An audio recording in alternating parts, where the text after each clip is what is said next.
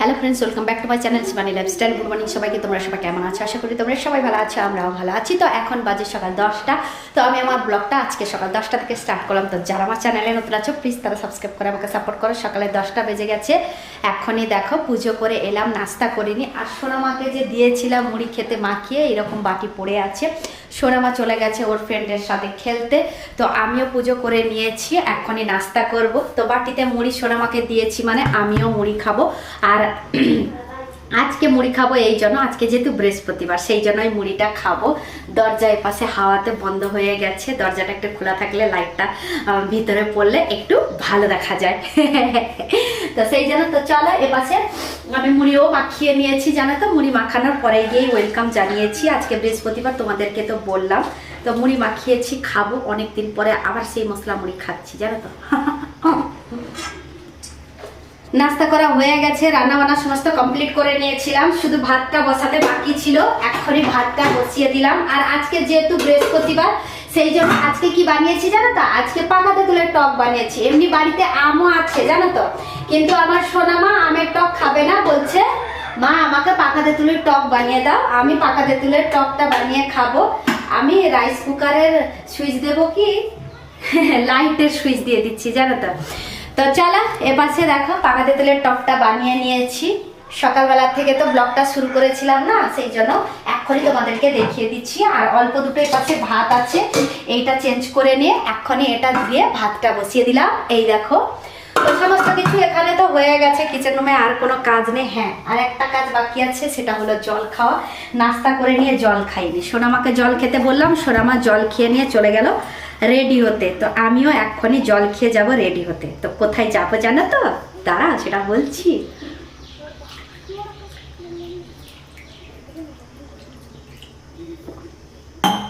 আমরা কোথায় যাব জানো তো, বাজারের দিকে যাব। কিন্তু হ্যাঁ, তোমরা ভাববে না যে বাজার করতে। হ্যাঁ, টুকটাক বাজার করব, কিছু খাবো সেখানে বাজারে। আর তার সাথে সাথে একটা জিনিস নিয়ে আসবো আজকে। প্রায় বলতে গেলে 1 মাস হয়ে গেছে ওই জিনিসটা রেডি করাতে দিতে। তো আজকে না, কালকে ফোন করেছিলাম, এই টাইমে কালকে ফোন করেছিলাম। তো বললো হয়ে গেছে, তুমি এসে নিয়ে যেতে পারো। তো আমি বললাম আজকে রোদ হয়েছে, আজকে যাব না, কালকে যাব। তো কালকেটা হলো আজকে, ঠিক আছে। তো সেই জন্যই যাব। কিন্তু আজকেও না রোদ উঠেছে, প্রচণ্ড রোদ উঠেছে। এই দেখো, দেখতে পাচ্ছ প্রচণ্ড রোদ উঠেছে। তা সত্ত্বেও যাব, বিকেলবেলার দিকে যাব ভাবছিলাম। তারপরে ভাবলাম যে নতুন জায়গায় নতুন বাস ধরে নতুন জায়গায় যাব, যদি কোথাও হারিয়ে যাই সেটার জন্য টাইম তো লাগবে, ঠিক করে আসতে বাড়িতে টাইম তো লাগবে। আর সত্যি কথা বলতে কি, মনে এক পাশে ভয় থাকে আর এক পাশে সাহস থাকে, জানো তো। সেই জন্য ভয়টাকে চাপা রেখে সাহসটা নিয়েই বাড়ি থেকে বেরিয়ে যায়, জানো তো।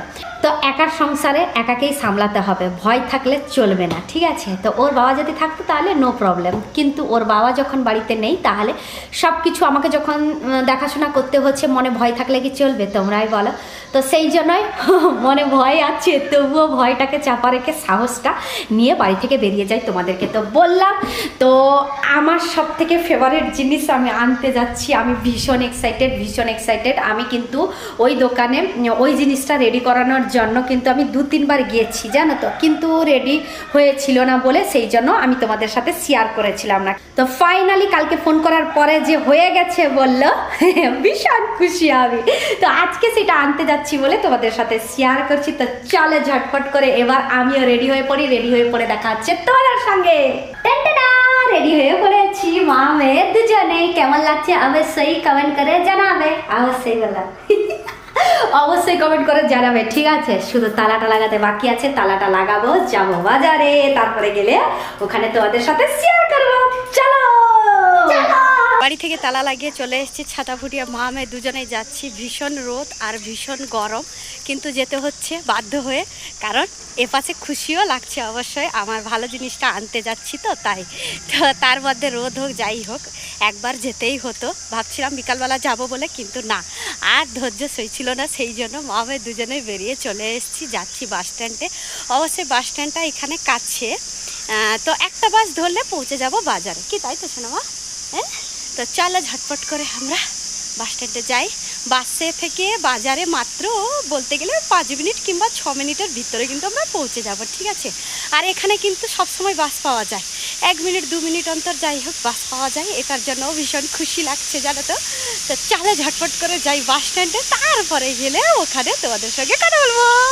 বাসে করে বাজারে পৌঁছে গেছি, এবার হেঁটে হেঁটে যাচ্ছি ওই দোকানটায়। সোনামা চলে আয় বাবা, ছাতার ভিতরে আয় বাবা, ভীষণ গরম আর ভীষণ রোদ জানো তো, কিন্তু খুশি লাগছে জানো তো, সত্যি তোমরাও দেখলে কিন্তু খুব খুশি হয়ে যাবে ওই জিনিসটা জানো তো। যে জিনিসটা দেখানোর জন্য যে এত খুশি হয়ে যে তোমাদেরকে যে বলেছিলাম, সেখানে গিয়ে সেই জিনিসটা দেখার পরে আমার নিজেরই মন খারাপ হয়ে গেছে। মানে যেভাবে বানাতে ওকে বলেছিলাম সেভাবে কিন্তু ও বানিয়ে আমাদেরকে দেয়নি।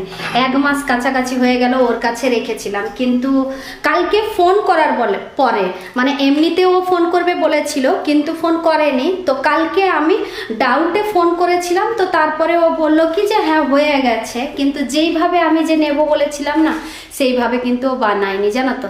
জিনিসটা দেখে এত মন খারাপ লাগলো, সেইখানে তারপরে ভিডিও বানাবো কি আর তোমাদের সাথে শেয়ার করব কি, কিচ্ছু করিনি, পালিয়ে এসেছি। আর টুকটাক করে বাজার করতাম, কিন্তু মনটা ওইখানে খারাপ হয়ে গেল বলে না আর বাজার করিনি জানো তো।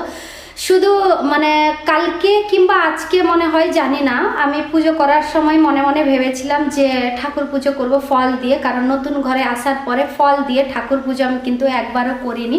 তাই ভাবলাম যে না একবার দেব সময় করে। তো বাজারে যখন গেছি মন তো খারাপ জানি, আর কালকে যেহেতু শুক্রবার ভালো দিন, তো সেই জন্য শুধু ফলটা খালি বাজার করে নিয়ে এসেছি, কিন্তু মনটা ভীষণ খারাপ হয়ে গেল জানো তো। সেইখানে ওই জিনিসটা দেখে যে খুশি হয়ে যে বেরিয়েছিলাম নেব বলে, 1 মাসের পর সেই জিনিসটা আমার হাতে আসবে, তো সেই জন্য অনেক খুশি হয়ে ব্লগটা শুরুও করেছিলাম আর গেছিলাম, কিন্তু ওখানে দেখে সত্যি মনটা ভীষণ খারাপ হয়ে গেল। আর এখন তোমাদেরকে বলে কি লাভ, জিনিসটা যদি তোমাদেরকে দেখাতাম শেয়ার করতাম তাহলে তোমরাও বুঝতে পারতে যে অ্যাকচুয়ালি সে জিনিসটা কি আর কি জন্য মনটা খারাপ হলো।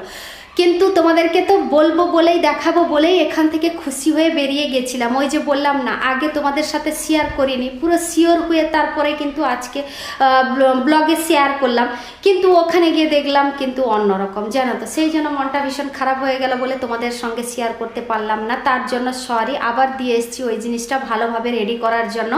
কালকে দেবে বলেছে, আজকে রেডি করবে, কালকে দেবে বলেছে, দেখা যাক।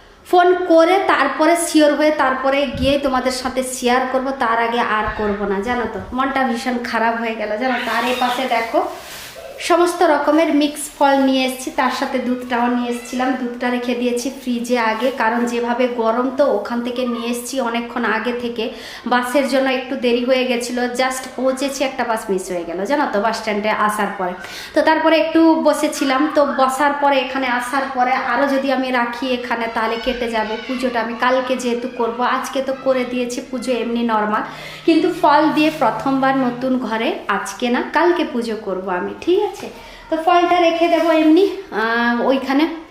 খাইনি, খাবো, খিদে পেয়েছে। সোনামাকে শুধু খালি একটা আইসক্রিম দিয়েছিলাম, ও খেয়েছে। আর তারপরে যে বাজার করতাম ওখানে মার্কেটের ভিতরে ঢুকে আর মন হলো না জানো তো। এমনি কালকে যেতে হবে, নাহলে কালকে নাহলে পরশু দিন যেতে হবে জানো তো, সেই জন্য না আর মন হলো না জানো তো। তো চলো খেতে বসবো এখনই, ড্রেস চেঞ্জ করে। যা হলো তো সব কিছু তো তোমাদের সাথে শেয়ার করলাম। খিদে পেয়েছে প্রচণ্ড, আর কিছু খেতে যে মন করেছিল যে গিয়ে যে খাবো টুকটাক করে, যে মা মেয়ে দুজনে খুশি হয়ে যে এখান থেকে যে রেডি হয়ে বেরিয়েছিলাম, মনটা পুরো ভেঙে চূর্ণ হয়ে গেল ওখানে ওই জিনিসটা দেখে। তো চলো খেয়ে নেবো এক্ষুনি। বাড়িতে পৌঁছে গেছি, যেরকম করে হোক কষ্ট মষ্ট করে হোক, জানি না ও কখন রেডি করবে, কবে রেডি করবে আর কবে আবার হাতে আসবে ওই জিনিসটা। সত্যি যেভাবে খুশি হয়ে গেছিলাম ওই জিনিসটা দেখে, তোমরাও খুশি হবে এটাও বলেছিলাম, কিন্তু ওখানে গিয়ে দেখি সে জিনিসটা কিন্তু ঠিক আমার মনের মতো করে কিন্তু হলো না জানো তো। সেই জন্য মনটা খারাপ লাগলো।